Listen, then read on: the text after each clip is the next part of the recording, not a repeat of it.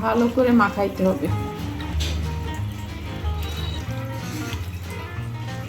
কত সুন্দর হয়েছে, কালারটা চলে আসছে।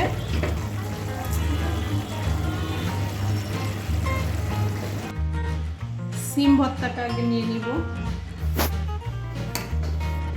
ভাত আজকে একটু বেশি নিয়েছি, কেননা ভর্তা, সিম ভর্তা এত টেস্ট, আগে একদিন খেয়েছি, খুবই ভালো লাগে।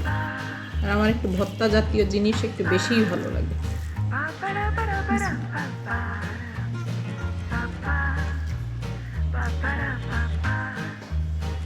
ভর্তাটা বানায় একদিন দেখাবো, বিভিন্ন ভর্তা আইটেম আপনাদের সাথে শেয়ার করব।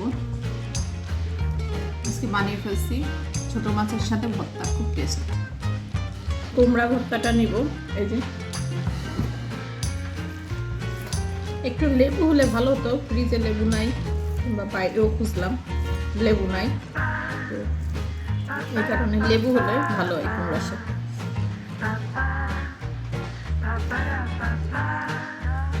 এই যে এটা কিন্তু আপনার কাঁচা কুমড়া, আপনার মিষ্টি কুমড়াটা আমার কোনোদিনই ভালো লাগে না।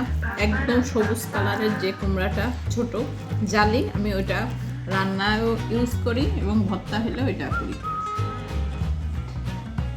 এবার অনেকের মিষ্টি কুমড়া পাকলে মিষ্টি মিষ্টি লাগে, ওইটা ভালো লাগে, আমার ওটা ভালো লাগে না।